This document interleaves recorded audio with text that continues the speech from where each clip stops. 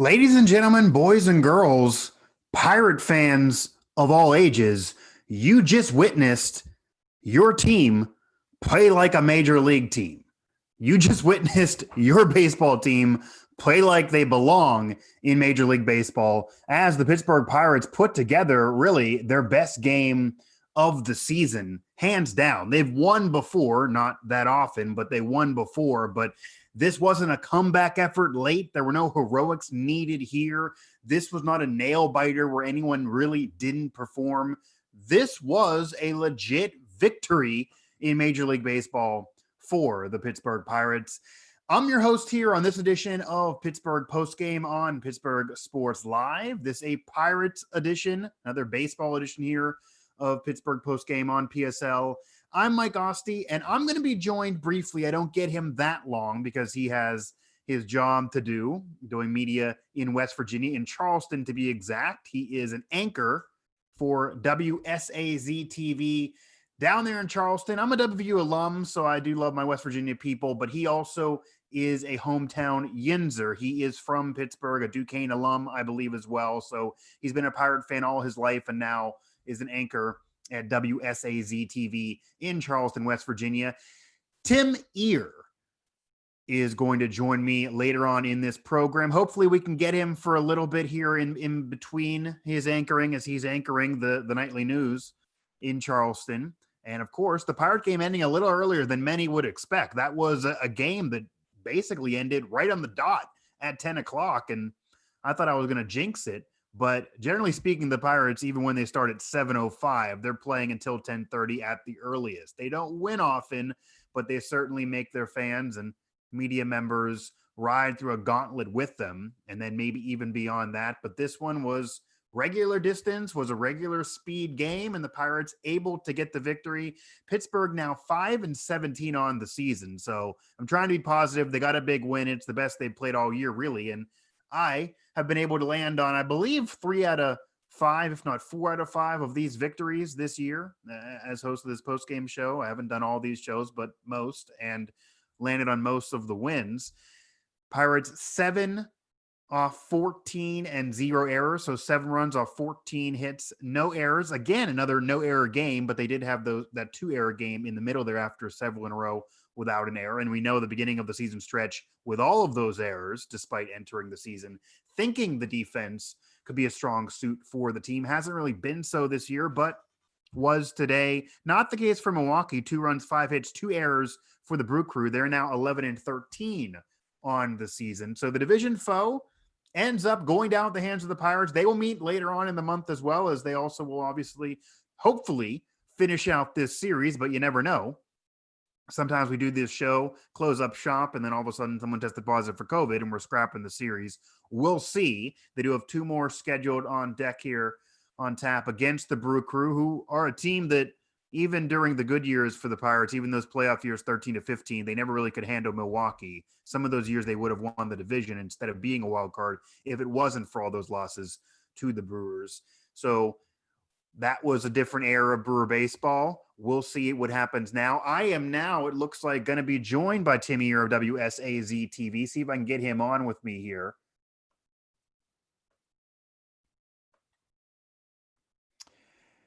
Looks like we do have Tim connecting. Tim, can you hear me? Almost. Tim, do you hear me? Yeah, can you hear me, Mike? There you go. All right. Well, Tim, first off, again, Tim Irr here at WSAZ-TV, an anchor down there in Charleston, West Virginia. Thanks for joining me. I definitely appreciate it for sure. I know you have the Pittsburgh Yinzer blood in you as well. Yeah. So this, maybe you're the good luck charm too, because this, as I said in the open, Pirate fans got a treat. This is the first time, and they have 5 wins now on the year, but this is the first time this team really played like a Major League Baseball club. This was the first legitimate victory where they really played wire to wire as the winner. What do you make of this? Does this change? Do you have any optimism here? Some of the stars actually able to hit in this game? Okay, every victory gives people optimism. So, all of a sudden now it's like, we may never lose again. My dad has always had this thing about, like, he always says, well, we may never lose again. Like if you win one game. So Right, if you okay. win I one like game, then it. all of a sudden you feel like, oh yeah, this is the greatest thing ever. Right. So the optimism, though, I think comes from the hitting, and I'm trying to remember whether it was Dehan or somebody just wrote something recently, Right. a commentary on at some point, the law of averages is going to catch up. They're going to start to hit. You know that Reynolds can't keep hitting the way he's been hitting. Yeah. So who's the first one to hit a home run tonight? It's Reynolds. And not only that, but great play in the field. Yeah, I mean, 3 for 4, 4 RBI. Yeah. Crazy. I mean, it's like, where did these guys come from? But that's the thing. It's like, that eventually, as much as, we hear about them, like people joke, oh, they're not professional, they're high school players. We've all made these digs, and you can't help it when the team only wins 4 games. But at the same time, that these are professional players, and these guys have played baseball their entire lives. At some point, they're going to break out. And tonight was the night. Is it a thing? Is it a sign of things to come? We'll just have to see. And, we can only be hopeful that they could maybe play 500 ball at best from here on out. Don't you think? Yeah, I think going into the year, a lot of people were predicting 20 wins, 25 wins. That would have been under 500 in this reduced schedule. Right. That's clearly not going to happen. I mean, now there's comparisons to if this is the worst Pirate team of all time, which I'll get to later in the show, because in terms of overall win percentage, this would be, and they don't have the 162 games to truly find it out. Right. But what were your expectations coming into the season, I guess I'll ask too, as a Pirate fan, because obviously you mentioned Reynolds. He was hitting the cover off the ball last year, kind of unexpectedly. Oh, yeah. Bell was hitting home runs despite tapering off towards the end. But these guys have just been no other word. They've just been embarrassing the beginning of the season. And Polanco in particular, I mean, the man was hitting under 100 coming into this crazy. Season. I mean, it's just what like, did you think I don't, entering the season? Entering the season, my expectations were probably about the same as they would have been for last season. You always base things on the way things were, and there wasn't that much of a shakeup. There wasn't that much of an addition. So you're thinking, okay, it's going to be about the same as it was last season, probably a little better. And then it's been anything but that. So now at this point, you're thinking it's a shortened season. The whole thing's crazy, the entire season, all of sports right now. Yeah. So maybe now is our chance that we might be able to, as fans, start to see some hope down the road and be able to see something. And, that's the only thing. I talked to Al Oliver, former Pirate. He lives in this area right now, and I've gotten to know him since moving down here. He knows I'm a huge Pirate fan, and that he was my favorite Pirate as a kid growing up. And so I've gotten to know him. He lives in our viewing area, and so we talk to him a lot. And he is one of the most hopeful guys you'd ever run into. And he basically has said the same thing, that the law of averages will catch up with this team. And so that's about all we can hope for, Yeah, it does seem that way. I know we don't got you too long here as you're taking a little break there from doing listen. TV. I was just going to say, I got to listen. I think we're coming back from a break right now. Okay. Well, if you got to go, you got to go. Do you have to go or no? Yeah, I think I better go. Okay. No problem. I absolutely appreciate the time for sure, man. Hey, no problem, Mike. I've got to run to the studio right now. We got the red light on, so. I see that. All right. Well, thanks again. I'll catch you again. Thank you for having me on. Really appreciate it. It's an honor. Absolutely. Pleasure's all mine. And we got some good luck here with what the Pirates are doing. So let's go Bucks. For sure. You can head out, man. Take care, Mike. Tim Irr, WSAZ-TV in Charleston, West Virginia. He is going to go now finish anchoring there in Charleston. And I'm going to finish here hosting this Pirates postgame show as the Pirates get a 7-2 victory. Only their 5th win of the year, but a 7-2 victory, 7 runs, 14 hits, 0 errors, 2 runs, 5 hits, and 2 errors for the Pirates. Again, Tim had to go there. I knew I was only going to get him a little bit, but I wanted to try to get him on if I could. Big-time Pirate fan, hometown Yinzer, went to Duquesne, and now doing TV in West Virginia. So I wanted to work with him. We only had a little bit there because the night games he's the nightly anchor. So that's going to make sense to make it difficult. Night games is kind of when I'm able to do these. So we're only able to do a little bit. We weren't able to do the 3 up, 3 down with him like I normally would do with the guest. But regardless, I want to get his takes. It was a victory for the Pirates. So we'll give him the credit there on being a good luck charm for his team. And also, as he said, again, I mean, that's optimistic there from his dad and from him, being fans who want to be optimistic, which fans want to be optimistic, you'd figure. Pirates are one of the few fan bases that don't seemingly ever want to be optimistic. And he was being reasonable entering the season. You're not expecting a pennant by any means, but there were definitely people out there who were thinking, okay, 60 games, a reduced schedule, a widened postseason. We saw the conversation on Twitter. People are going to disagree and say it didn't happen now, but go back. You can find it. People were saying, could they squeak in and maybe somehow get that extra wild card because there are now more opportunities? In all reality, obviously this team wasn't ready for that.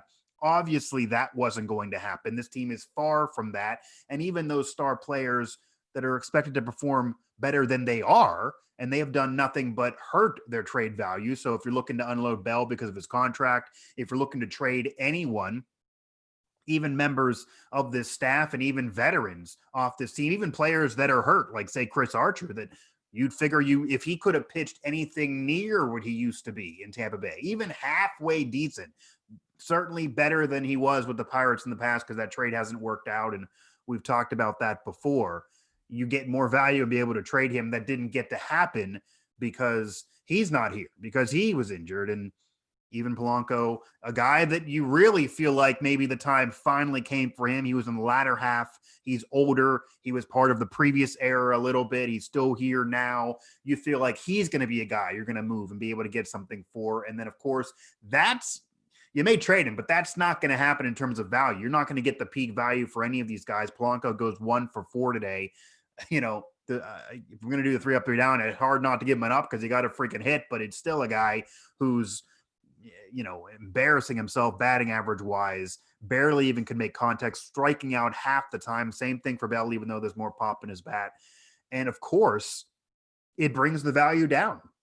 It makes it that does the contender even want them? Or if they do, they're not going to offer anything to Pittsburgh. You're not going to get any young talent or hope for the future based on anything with these guys. So the Pirates' value for those major pieces that they don't want to say this, but this was a rebuilding year, whether the fans wanted to admit it or not, entering the season. They were never going to contend, expanded playoff field or not, unless they expanded to all of Major League Baseball.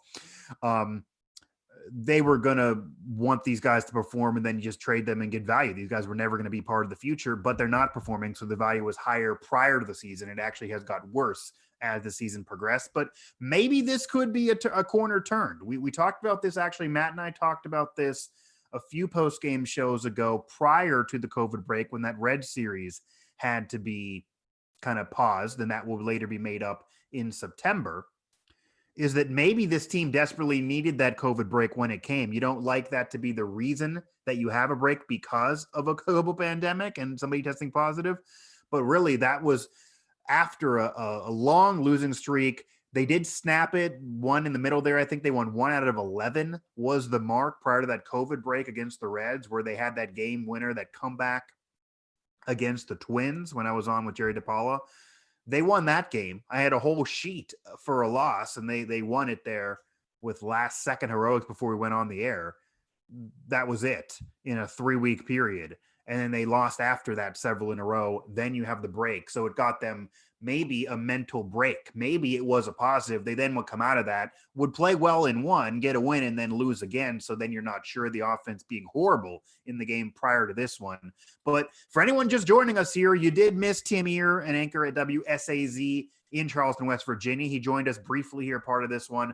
But nonetheless, I'm Mike Asti, and this is the Pirates edition of Pittsburgh Postgame on Pittsburgh Sports Live. And this one is a Pirates victory. This is off a Pirates win. Pirates beating Milwaukee 7-2, 7 runs off 14 hits, no errors. Milwaukee 2 off 5 and 2 errors. The Pirates now 5-17. So of course, still pretty miserable, but 5-17. The Brew Crew 11-13 on the year. And as I said, to open up this show, the Pirates have won before, granted not that often, but they had the comeback win. They've had nail-biter wins. They've had close game wins. There was one other one where it was kind of decided. But this, in terms of watching, wire to wire, there were no major errors. There were hits. There were hits galore. They were able to get extra base hits. They got one out of the ballpark. You're able to have a starter go at least 5, and I'll get to Chad Cole here in a moment. The bullpen did not collapse despite the Yelich home run late, as Rodriguez did allow one. This was by far the best performance this Pirates team has put together this season, and you finally got to see your baseball club play like a Major League Baseball club this year, because I don't think Pirate fans can really say that prior to this, even in the comeback. That's just a late comeback. It can happen every now and then, a couple hits strung together.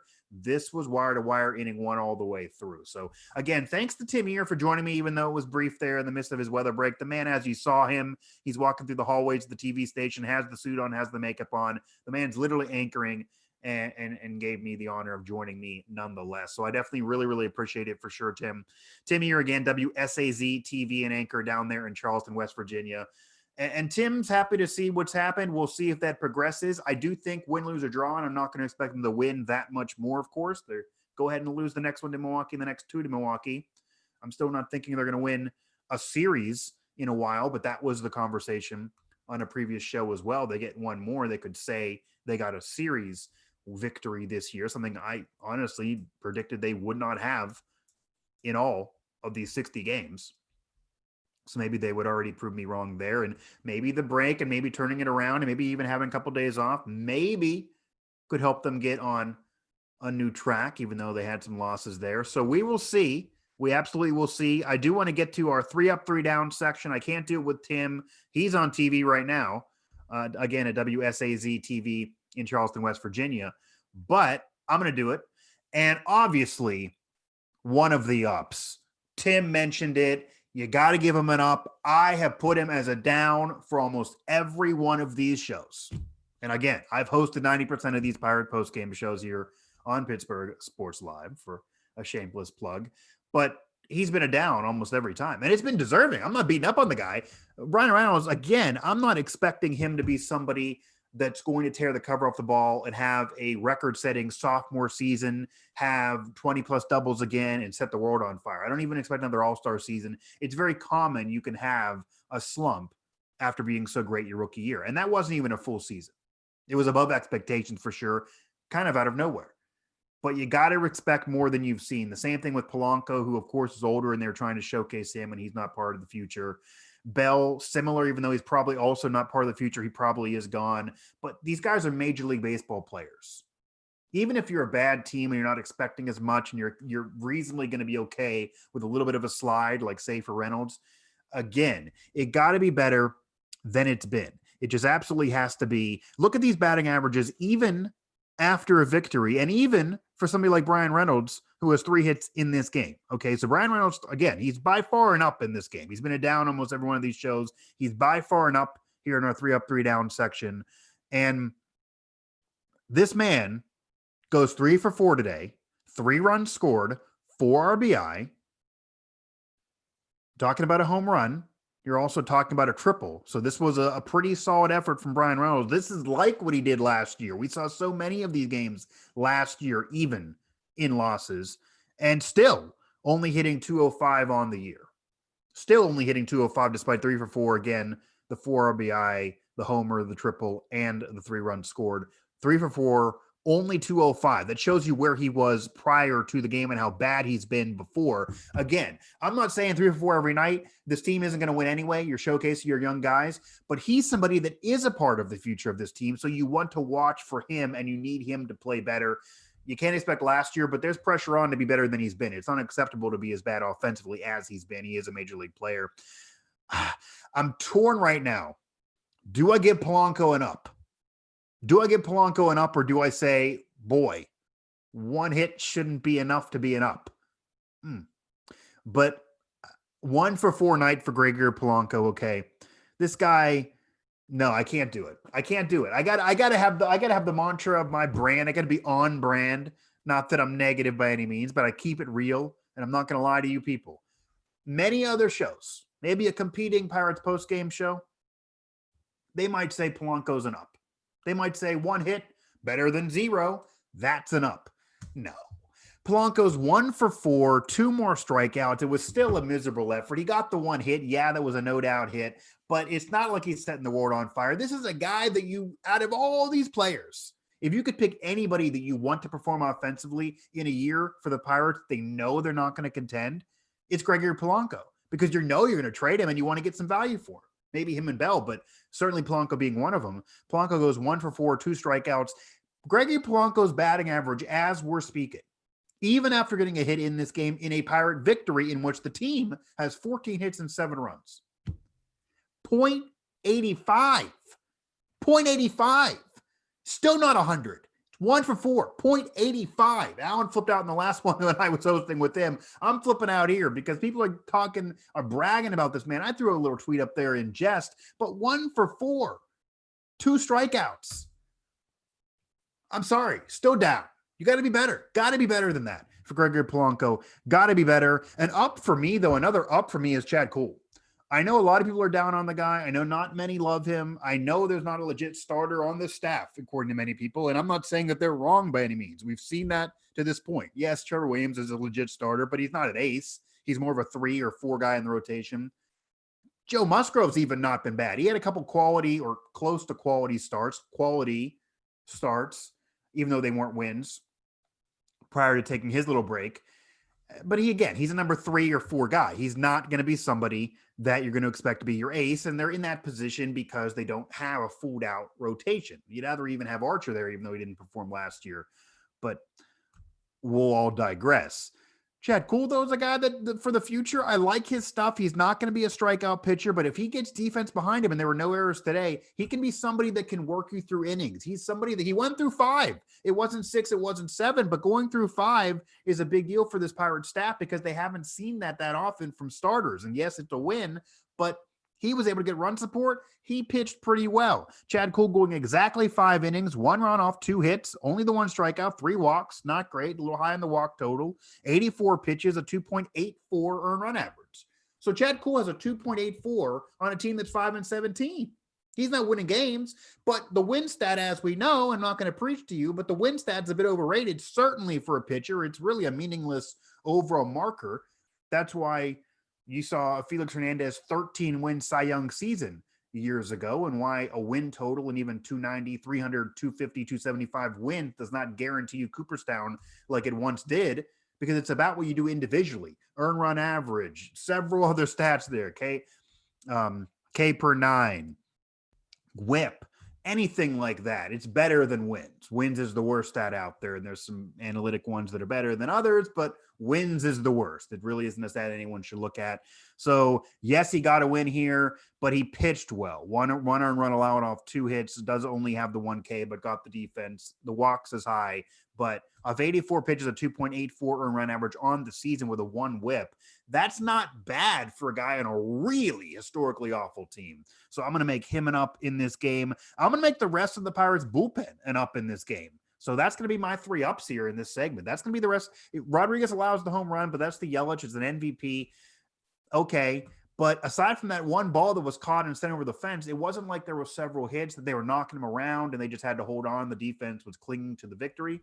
No, this bullpen, again, and we saw this in a recent game as well, this bullpen pitched well. The bullpen, pardon me to say this and be laughed at or else jinx this thing for Pirate fans.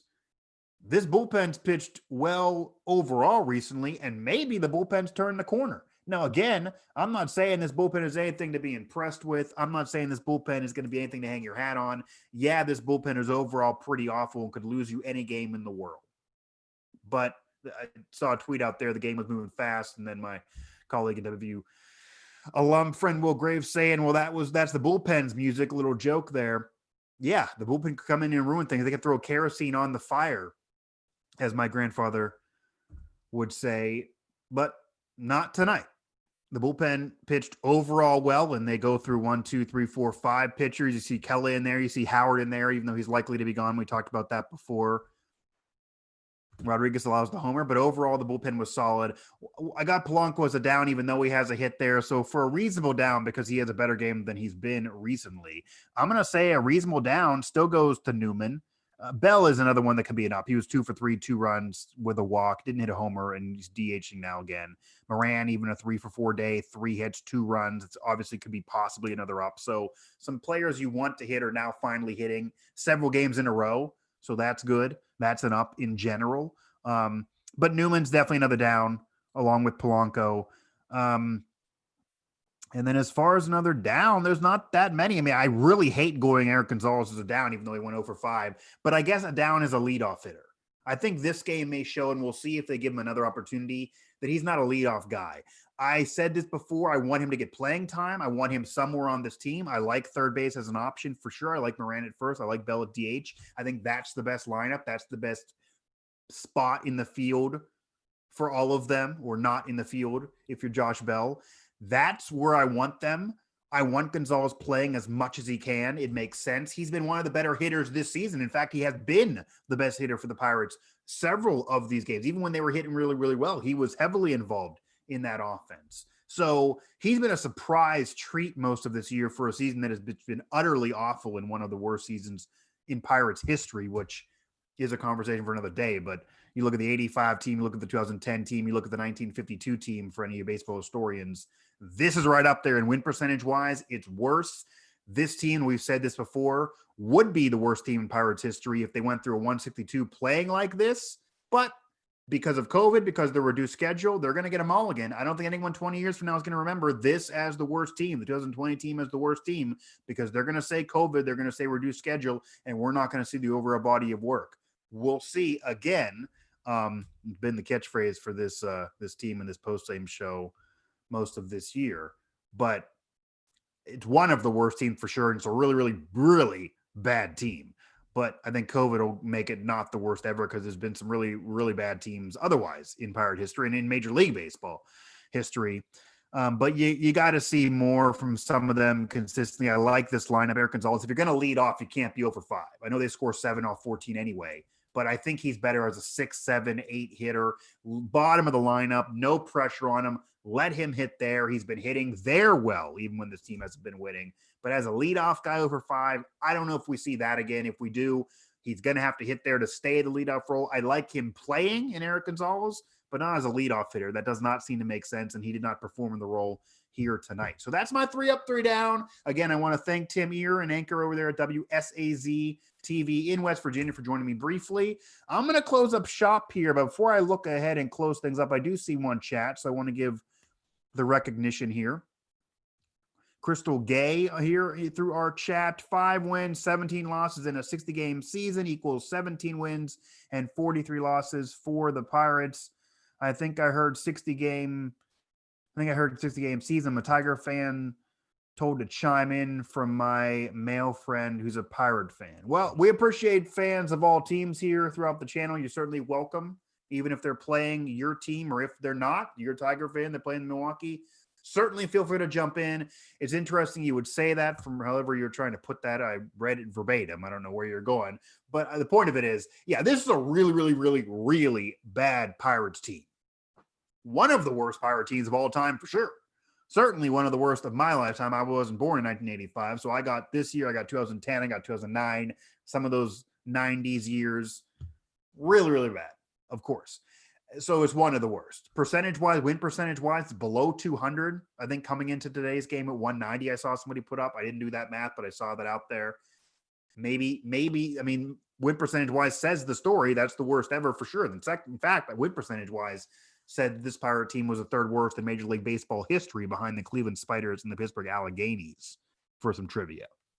However, 162 would be different. Maybe they would go on a winning streak. Maybe something else would happen. They would maybe not trade. Maybe they would have more time to trade, or they would trade more. They'd be worse. I mean, who knows? Maybe this team would be being cold at the beginning of the season is normal for a lot of teams, but you're cold like this, it's already halfway through. They'd have a lot more games to make up ground and get hotter for a young team in 162. So I think because of that, you're not going to regard this fairly as the worst team ever, because if you have 40 wins out of 162 in that type of record, 40-50 neighborhood, and they've had some seasons like that in Pirate history, it's way worse, even if the win percentage is not, than doing it in a condensed season. Obviously, you know.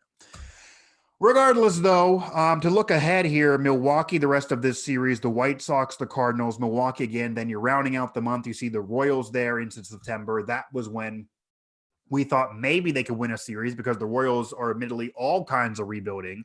And yeah, they got those 2 pennants and a ring the Pirates don't have in recent memory, but they're all kinds of rebuilding for the future nonetheless.